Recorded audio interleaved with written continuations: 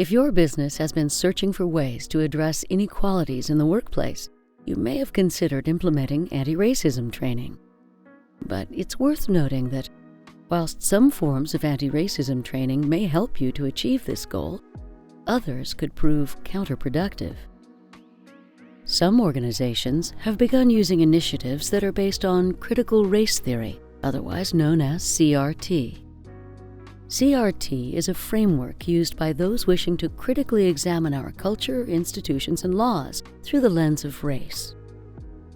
Whilst the motivations behind the development of these theories were likely good and came in a time where injustice was rife, the ideology has the tendency to divide the world up into simplistic and at times racist categories. Often, CRT-based anti-racism programs are centered on the idea of white privilege, the concept that all white people benefit from their skin color to the disadvantage of ethnic minorities.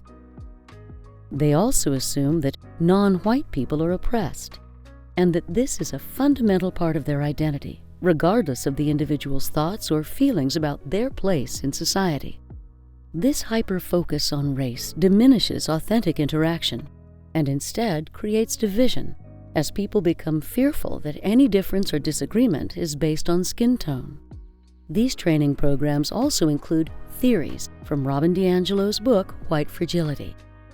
DiAngelo claims that white people who disagree with CRT are merely manifesting their own privileged position within society, and that any anger, discomfort, or sadness brought on by the often racist training is simply a tactical ploy to retain their privileged position, whether they know it or not.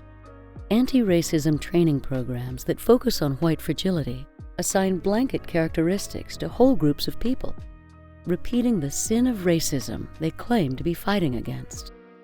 They claim that all white people are inherently racist, and if you give in to DiAngelo's claims and admit you are a racist, then you are labeled as such. There is no escape or possibility of not being racist if you are white within the CRT worldview.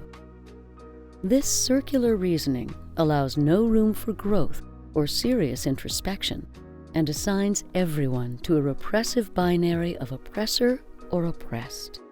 No genuine solutions are provided to move beyond the impasse, and the power struggle outlined in White Fragility endures indefinitely. Further, since such programs often present themselves as the only solution to racism, people may fail to recognize other, often more effective ways to resolve problems of discrimination, namely anti-racist trainings that center on universality over racial categorization. These training programs acknowledge the complexity of every individual and aim to unify rather than blame and divide. This compassionate approach to anti-racism could help people to develop the empathy necessary to more effectively combat racism and produce lasting equality.